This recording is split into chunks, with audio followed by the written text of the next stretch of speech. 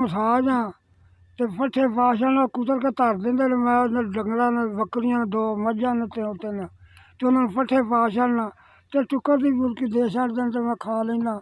ਤੇ ਆਹ ਵੇਲੋ ਮੰਜੀ ਮੇਰੀ ਟੁੱਟੀ ਜਿਹੀ ਮੰਜੀ ਜੀ, ਤੇ ਕਿਸੇ ਦੇ ਸਹਾਰੇ ਤੇ ਬੈਠਾ ਜੀ। ਤੇ ਤੁਹਾਡੀ ਮਿਹਰਬਾਨੀ, ਮੈਂ ਤਾਂ ਦੁਆਵਾਂ ਦਿਆਂਗਾ ਯਿਸੂ ਦੇ ਦਰ ਤੇ ਬੈਠਾ।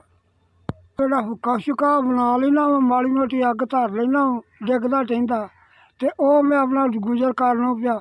ਤੇ ਰੋਟੀ 2 ਟਾਈਮ ਦੇ ਛੱਡਦੇ ਨੇ, ਮੈਂ ਖਾਂਦਾ। ਆਣ ਕੇ ਬੇਸ਼ੱਕ ਮੇਰਾ ਵੇਖ ਲਓ ਹਾਲ ਮੇਰਾ ਜਿਹੜਾ ਹੈ। ਬੇਟਾ ਮੇਰੀ ਨੂੰ ਨਾ ਕਿਸੇ ਨੇ ਮੇਰੇ ਤੇ ਟੋਣਾ ਕੀਤਾ, ਇਹਦੇ ਤੇ ਵੀ ਕੀਤਾ ਤੇ ਮੇਰੇ ਤੇ ਵੀ ਕੀਤਾ।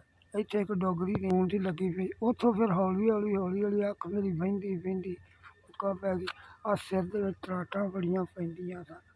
ਫਿਰ ਮੈਂ ਯਿਸੂ ਦੇ ਦਰ 'ਤੇ ਗਿਆ, ਉੱਥੋਂ ਜਾ ਕੇ ਦੁਆ ਕਰਾਈ ਤੇ ਉਦੋਂ ਦਾ ਕੋਈ ਥੋੜ੍ਹਾ ਜਿਹਾ ਸਕੂਨ ਹੋਇਆ। ਸਾਨੂੰ 4000 ਰੁਪਈਆ ਮਿਲ ਗਿਆ ਤੇ ਅਸੀਂ ਖੁਦਾ ਦੇ ਅੱਗੇ ਦੁਆ ਕਰਾਂਗੇ, ਤੁਹਾਨੂੰ ਖੁਦਾ ਇੰਨਾ ਕੁ ਦੇ ਵੀ ਜਿਹੜਾ ਤੁਹਾਡੇ ਕੋਲੋਂ ਸਾਂਭਿਆ ਨਾ ਜਾਏ। ਤੇ ਅਸੀਂ ਤੇ ਦਵਾਈ ਦਿਆਂਗੇ ਦਿਨ ਭਰ ਰਾਤ।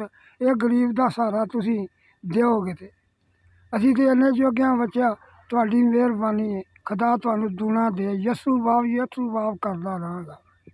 ਯਿਸੂ ਬਾਪ ਤੁਹਾਡੇ ਬੱਚਿਆਂ ਤੋਂ ਕਰੋ ਵੱਡਿਆਂ ਤੀਕ ਤੁਹਾਨੂੰ ਯਿਸੂ ਬਾਪ ਦੁਆਵਾਂ ਦਿੰਦਾ ਰਹੇਗਾ ਤੇ ਤੁਹਾਨੂੰ ਸਲਾਮਤ ਰੱਖੇ ਤੇ ਤੁਹਾਨੂੰ ਖੁਦਾ ਜ਼ਿੰਦਗੀ ਦੇ, ਕਿਆਮਤ ਤੋਂ ਰੋਜ਼ ਤੇ ਆਵਾਂਗੇ। ਮੈਂ ਰੋਜ਼ ਹੀ ਕਿਆਵਾਂ ਕਰਾਂਗਾ, ਰੋਜ਼ ਹੀ ਦੁਆ ਦਿਆਂ ਕਰਾਂਗਾ।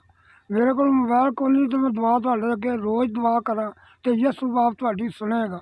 ਸੁਣਦਾ ਹੈ, ਹਰ ਇੱਕ ਦੀ ਸੁਣਦਾ। ਕਹੋ ਨਾਥ ਦੇ ਉੱਤੇ ਸੁਣਦਾ ਹੈ, ਕਹੋ ਨਾਥ ਦਾ ਮਾਲਕ ਹੈ ਯਿਸੂ, ਜਿਹੜਾ ਬੜਾ ਤਾਕਤ ਵਾਲਾ ਹੈ ਤੇ ਸੁਣਦਾ ਫਰਿਆਦ। ਤੇ ਦਾ ਬਾਪ ਤੁਹਾਨੂੰ ਬੜਾ ਦੇਗਾ, ਯਿਸੂ ਮੇਰਾ ਬੜਾ ਦੇਗਾ ਤੁਹਾਨੂੰ। ਬੜੀਆਂ ਦੁਆਵਾਂ ਦਿਆਂਗਾ ਬਾਣਾ ਤੇ ਸ਼ੁਕਰੀਆ।